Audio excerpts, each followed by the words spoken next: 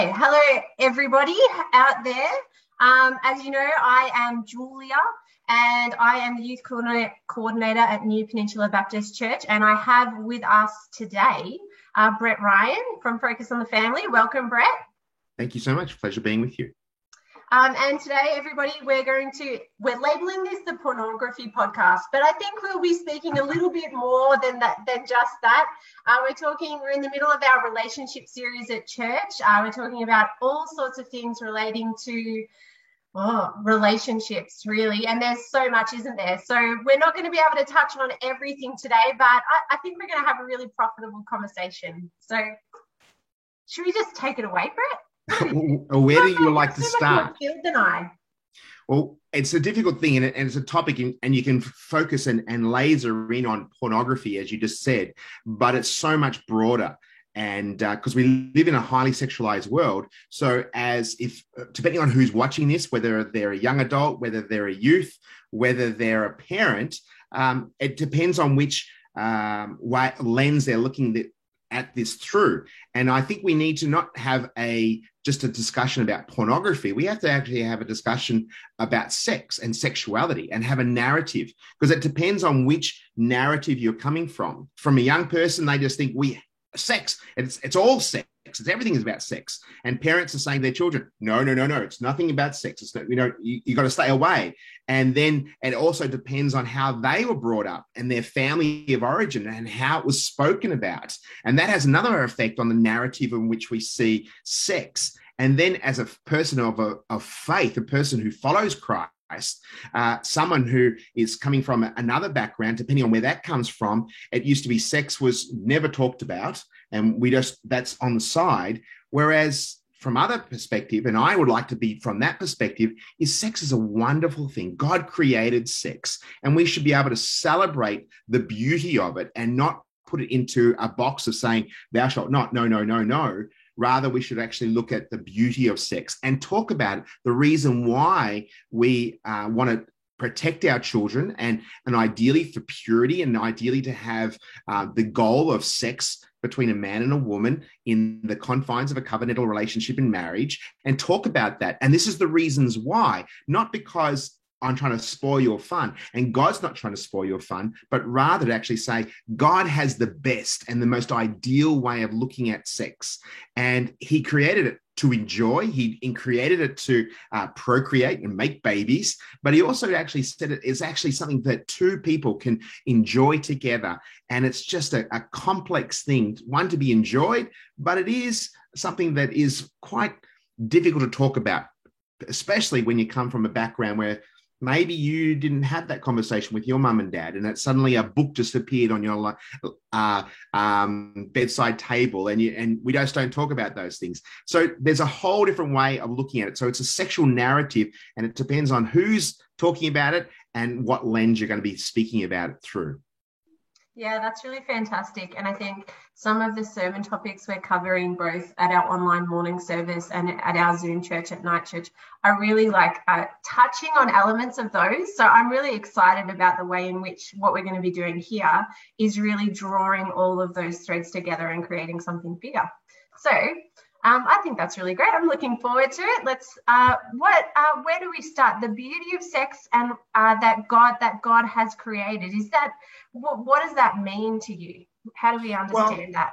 We're created in the image of God, the imago Dei, and the uniqueness of how the male form and the female body is being created is so beautiful. And he actually has said, look, go out and multiply. He's actually saying, go and make babies.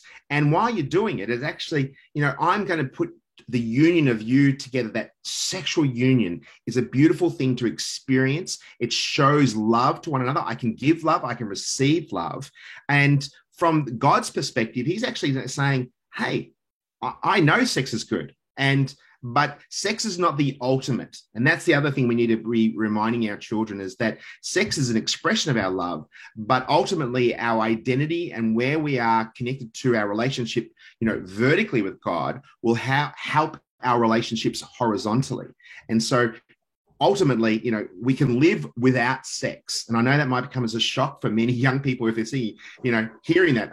you don't have to, you can survive without sex. And I know that seems a very foreign concept, but at the same time, we as parents, if they're talking to their children about it, is actually to share the beauty of sexuality and say, this is something to be cherished. And unfortunately, society has distorted the view of sex and have taken away the joy and the wonder and the expression of committing one's relationship and making it permanent.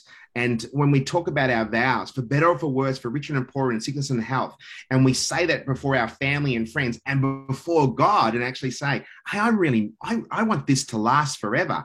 And sex is part of that union. To see the relationship being successful, it actually has a big factor on the sexual connection between husband and wife. And they decide how often and the frequency and the quality. And that's another aspect that we might be able to touch on. But at the same time, society has distorted this beautiful thing of sex. And we're seeing a transition of transgenderism, gender fluidity. We're talking about sex as, just a thing to do, and it's nothing to be cherished. And unfortunately, young people are getting this narrative. And one of the things that they're getting from is learning about sex, not from mum and dad, and they might get it from their schools. And that's another narrative that's being played out, but they're actually searching the internet, and the internet is a wealth of always positive and uplifting information, not. And we as parents have what we call first voice privilege. And we need to actually share the information rather than searching the internet to get this information about the beauty and the wonder of sex. Yeah. Wow. Yeah, that's huge. Hey. And I don't know, maybe it's like because the internet's like it just feels like there's such an onslaught out there in our culture, like that idea of being, what did you call it? The first voice privilege. Yeah, I kind of feel, as a parent myself, and maybe also as a youth leader, I feel the burden and the power of that. That there is a real power there, but then also like how you do that well and everything like that. But maybe we'll probably move on to that later. I know. When you think about, we've only got about half an hour to put all of this. This is about 7 messages in one, and I'll do my very best. Yeah. The fount of all knowledge, Brett Ryan. Yeah. But no, thanks so much. Okay, we'll go on to the next place. It's the next question, kind of the importance of talking about this early and regularly.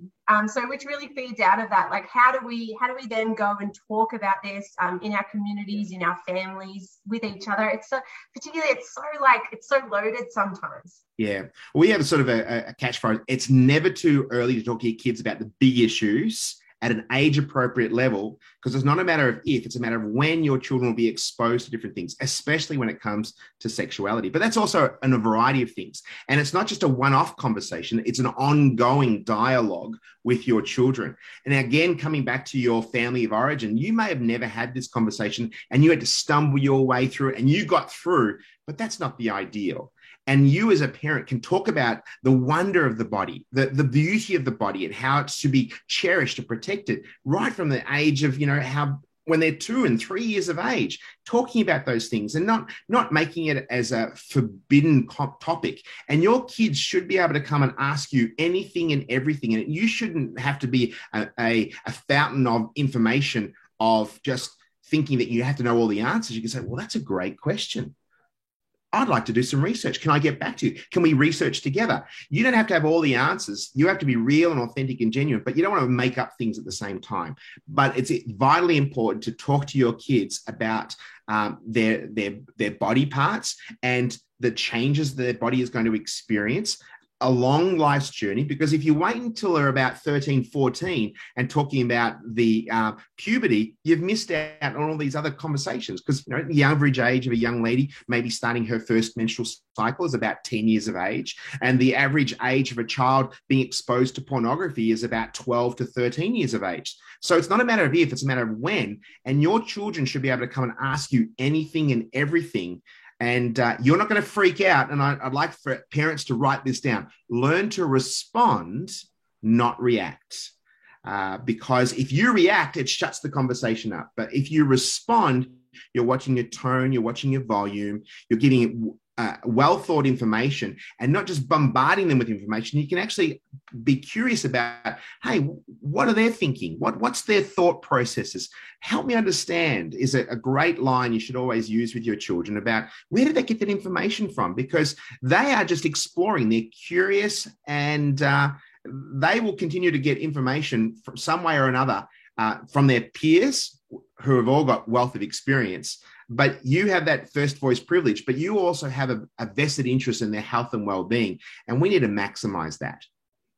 I love what you're saying. It really lifts a little bit of that burden off, right? And it totally opens up the conversation that it's also not just about one time having the right answers the moment they ask the question, but actually just having that ongoing conversation, that ongoing relationship. This is a normal part of what we do as family, normal part of what we talk about. So it takes it out from being this like little silo thing and just like spreads it into, hey, we talk and teach about everything. You know, this is just the same as anything else. Awkwardness it out. And we could be a bit nervous about it, and that can be okay. You say, look, I'm not really comfortable with this conversation. I said jokingly, a 7-year-old boy went up to his dad and said, "Dad, where did I come from?" And the dad goes, "Oh man, I didn't even think. Oh, really?" And then he proceeded to tell the whole story. And the kid's going, "Oh." And at the end of it, the dad says, "Well, why did you ask?"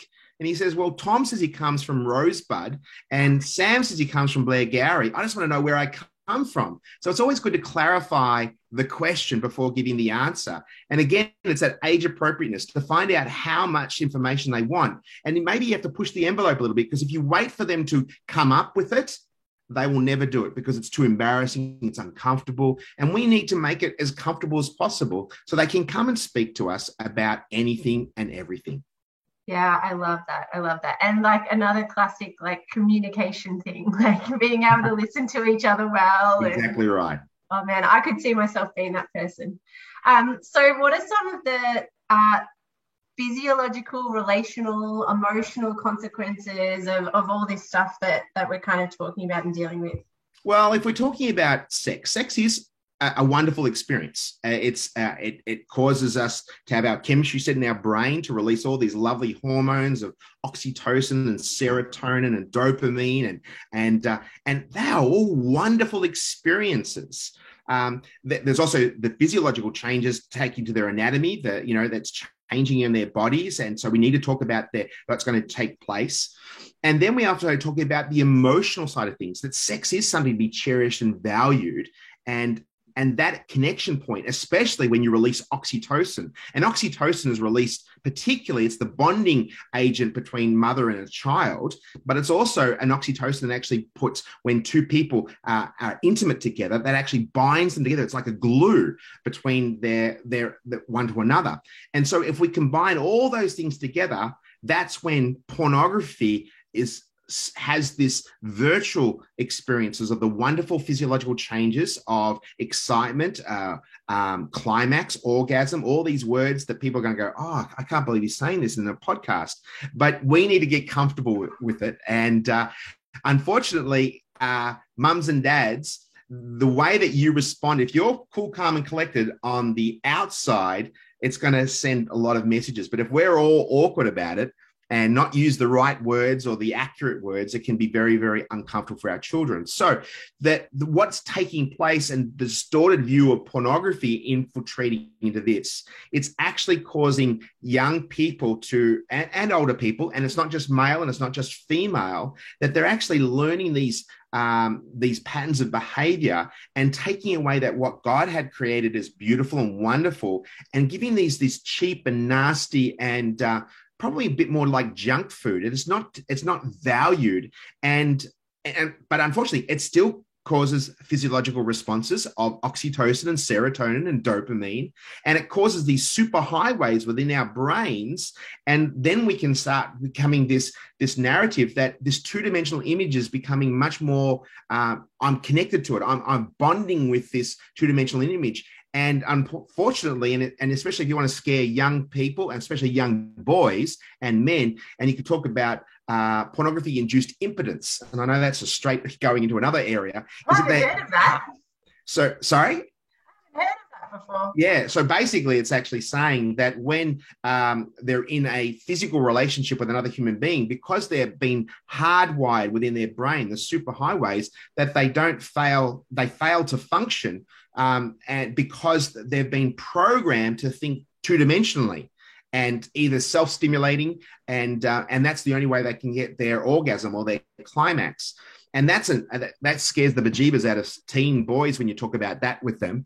So I love talking to young men and young girls about this topic, because you can give some data, not just talking about the purity aspect and what God says, but there's actually the changes, and research is actually pointing people to find out and discover that it's not all what it's cracked up to be. And then from the relationship point of view, and really everyone wants to have healthy relationship. They are the ideal, and to have someone that they connect with and they connect with you, and you do life together, the ups and downs, and sex is one of those things that is, if your whole relationship was based on sex, and it had to be always passionate and exciting and all those type of things, pornography is this false sense of, oh, sex is going to be wonderful, and yet it's not real. It's not what a relationship is all about. It's the ebbs and flows. It's paying bills. It's creating wonderful memories of children, and the busyness of life and the financial strains, and that actually draws couples together. And all the research points to that. And when we talk about this into young people, is they also want that. They desire that. And we should role model, as mums and dads, we should role model the beauty of a committed and faithful relationship. And we should also model what it is to mean the purity and wonder of sex, and the way that we see it. And it's not to be taboo. It's not to be, a subject that we don't talk about, because you want to set your children up for success now and in the future. And pornography is a fool's errand. It has actually caused so much heartbreak. And if I had $1 for every email or telephone call that I've received, and hearing, and the research is actually saying the disintegration of relationships, one big factor has been the addictive nature of pornography. And so it's a big, big topic, and we need to talk about it much more often and frequently and ongoing. Yeah.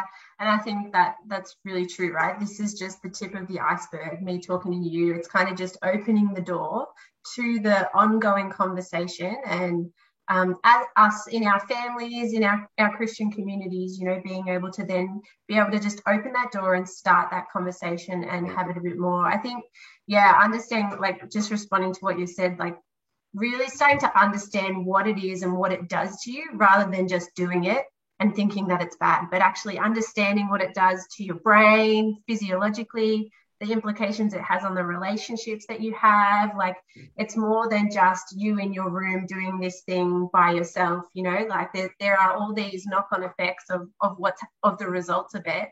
Yeah. And like the beginning is just understanding, just what you said, beginning to just understand what is this thing that I'm engaging with, and what is it doing to me, rather than just being ashamed in a corner, and hiding it away, starting to really wrestle with it and understand it. Yeah, I think that's really great. I mean, there's so many little tangents to go off on there, and this whole idea is that that every sexual encounter is baggage. It creates that baggage you have to take ongoing with you. And pornography is one part of that baggage. And, you don't want to go into your marriage and say, look, I'm addicted to porn. Do you think you're okay with that? What is the woman going to feel about that? Aren't I enough? Aren't I going to satisfy you? And people say, well, once I get married, I'm going to have sex on tap. It's always going to be available. And we know that reality is not like that. And so, unfortunately, young men particularly are being groomed to thinking that women are their plaything, and they like it hard, and they like it violent, and they like it degrading, and they're used to service them. And sex is not designed for that. It's for mutual pleasure and mutual satisfaction.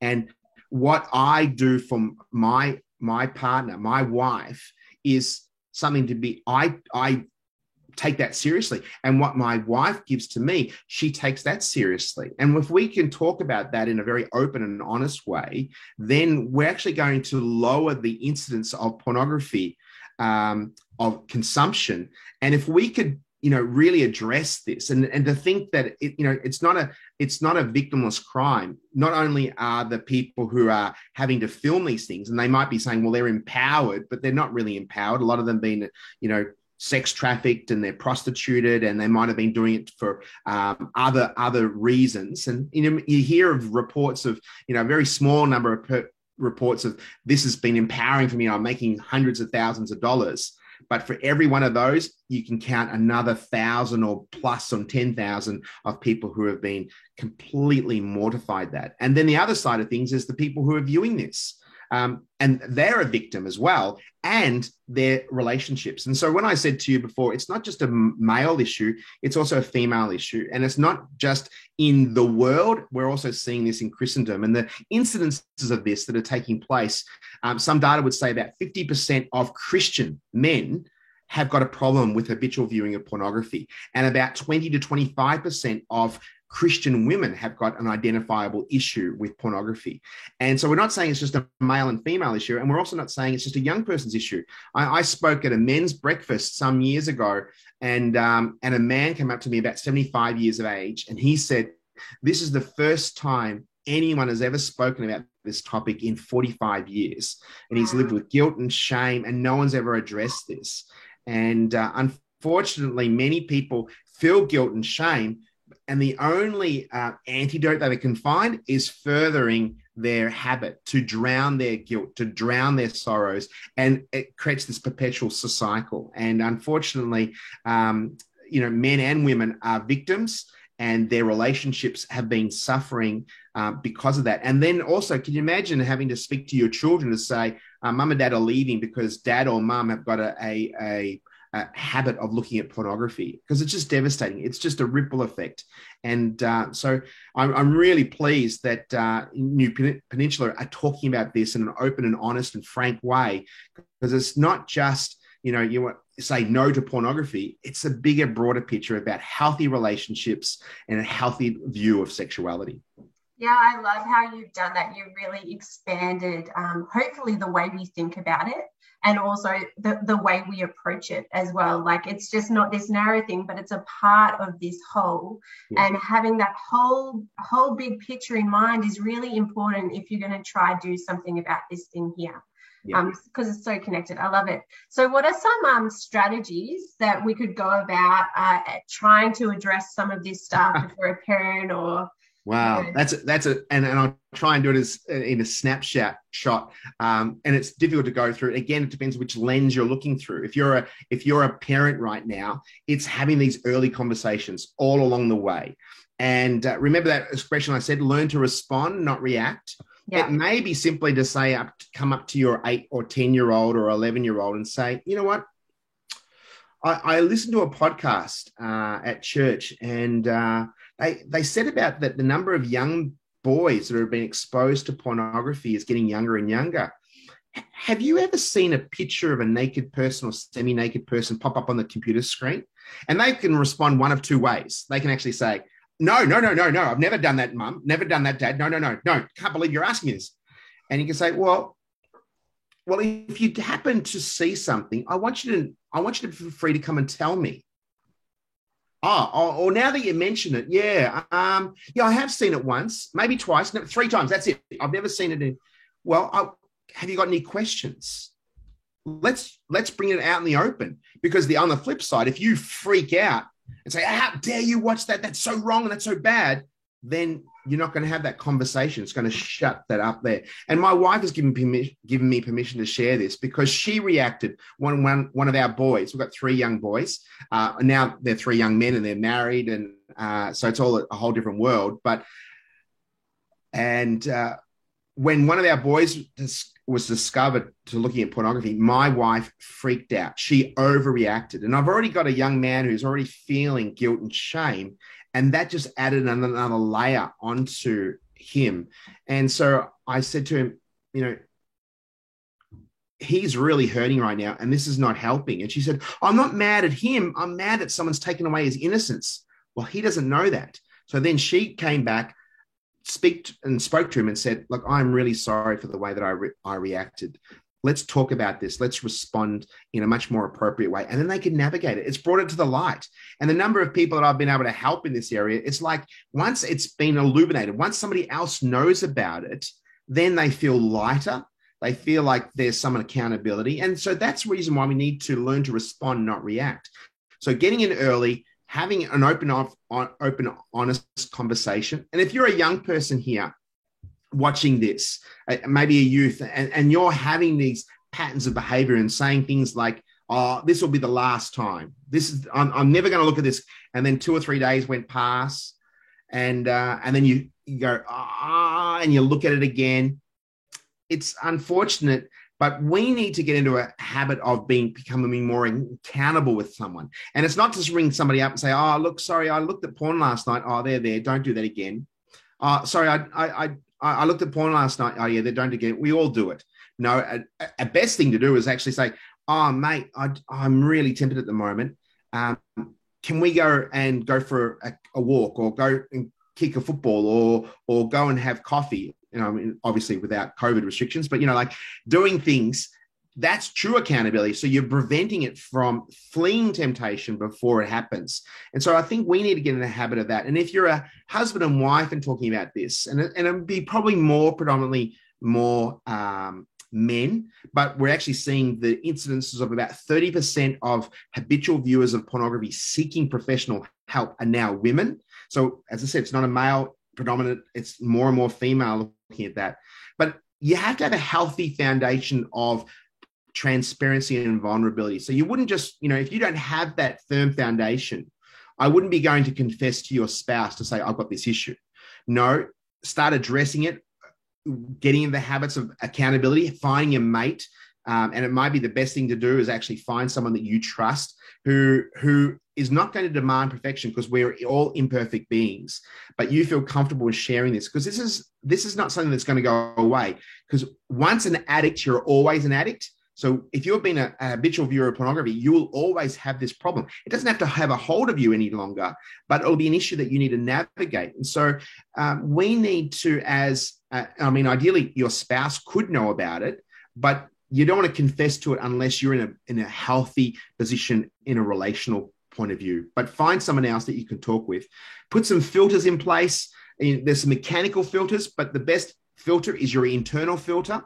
And it's not just about praying it away. It's not just reading the Bible more, because the greatest Christians and we're all fallible. We're all potential for temptation. So we need to put things out and put patterns of behavior about not having smartphones so readily available. And it used to be that pornography was on magazines. It was a cover, front cover, a back cover. But now with the internet, there's a continuum. It's a vortex. You can get anything and anything with a click of a button. And more people are looking at, pornography via their phones. So if this is an issue with you, go back to good old Nokia, flip screens, do things that are very radical to protect yourself, because this is going to be an ongoing issue. And so there's some practical side of things, but there's also that spiritual side of things of becoming accountable. And as I said before, the more that we grow in love with God, the more that we can actually see that God has a desire for our spiritual discipleship. And this is part of another form of discipleship about how we see our relationship with God growing. And it's not just saying he wants to spoil our fun. No. He's actually saying, I want you to thrive. I want you to have the best life ever. And here are some guidelines. Here are some boundaries. If you stay within those boundaries, life can be great. If you go outside the boundaries, there'll be consequences. So it's all about choices. I just want to rewind to the start and listen to that all over again. And thankfully the people out there can actually do that, because there was just so much in everything you just said. Like all the practical stuff with the families, I'm just like, with parents, and that was so amazing. But then, all of that real actual bread and butter, the basic helps for somebody who is wrestling with this. And I just love that this is an ongoing process. This is not going to happen just overnight. This is not going to stop. And if you find yourself in that place again, that's okay, because God is on a journey with you. And you're in relationship with God if he's wrestling with you. Like it's not about getting it right all the time, but it's about wrestling with God and him being with you and ministering to you in your point of need and continuing the journey, and continuing to pursue him in the midst of everything that's going on. So I just love everything. I love all that. I was just like, yeah, this is great. Well, and I should add another thing is that, and we need to find other avenues to use that energy. You know, as I said, if you've become addicted to looking at this, you need other forms to reduce that tension, that temptation. It might be exercise, it may be volunteering, it may be in your studies. There's a variety of different things. And we've done a number of podcasts for Focus on this topic. And a guy that actually started a ministry on this called Go for Greatness. And he actually started cycling his bike. Every time he was tempted, he'd go and cycle his bike. And that's what he did. Even if it was 2 o'clock in the morning, he would need to use that energy somewhere else. So there are a variety of different things, but there are plenty of great resources out there, including Focus on the Family Australia. We've got a number of different resources, but there's plenty of other resources. In fact, I am actually on a podcast at the moment, and it's talking about pornography. And so I'm always updating about different things that are happening in our culture. You know, Fight the New Drug is another great website. Go for Greatness, Covenant Eyes. There's no excuse for not finding the right help. The only excuse is not gaining access to it. And you have a choice to make that. And I'd encourage people, don't wait until it gets too bad, to a crisis, because it will destroy you and it will destroy those around you. And you do not want that. And we don't want that here at Focus on the Family Australia. And your church doesn't want that. And your family do not deserve that. So it is such a vital important to talk about this often and frequently and ongoing, because we live in a very highly sexualized world, and pornography is unfortunately part of that. Oh, well, thank you so much, Brett. I think this was a really fruitful conversation, and I think it really will be a blessing to our community and anyone else who's out there engaging in it. So thank you so much. Yeah, I really do give a shout out to Focus on the Family and all their resources. I've been to their website, I've listened to their podcast. They are actually really amazing for all different kinds of people. So whatever place you find yourself in, if you're single, if you're married, if you're parenting, if you're grandparenting, if you're on your own, they actually have resources for everybody. It's amazing. It's a one-stop shop. Pardon? It's a one-stop shop. It is. But for those for parents who would like to talk about how to talk to your kids about sex, I've got a free downloadable resource called Talking to Your Kids About Sex, and it incorporates pornography, puberty, and it talks about the LGBT. So there's a number of different things that give you more confidence to talk about these topics, and you don't have to fumble your way through. The more confident and the more well-informed you are, the better it is going to come across to your children. So there's a variety of different things, including stuff for mums and dads to invest in their marriage. In fact, from September the 12th to the 18th, it's Marriage Week, National Marriage Week. And so we've put 3 webinars together, two on marriage and money, and another one called Intimacy is Not Just Physical. So it's good to invest in your own marriage, and so you can actually role model this to your children. And so there's something for everyone at those seminars on the 12th to the 18th. Go to our website at families.org.au. Wow, that sounds like they have really good subject headings. And I think things that if you were married, that they're both really pointy subjects that I think would be really relevant. So that sounds really awesome. So look out for that. Google that, guys. Otherwise, thanks so much, Brett. It's been an absolute pleasure. And I think that's a wrap for us. And if we can be of any service to anyone, please don't hesitate contacting us, and we'll be able to send you in the right direction and provide the right resources. God bless. Yeah, fantastic. And same for us at church. Just give me a call, shoot me an email. Anyone on the pastoral staff, your small group leaders, your youth leaders, we're all here to help. Okay. Thanks so much. Blessings, everybody. Okay. Bye-bye. Bye.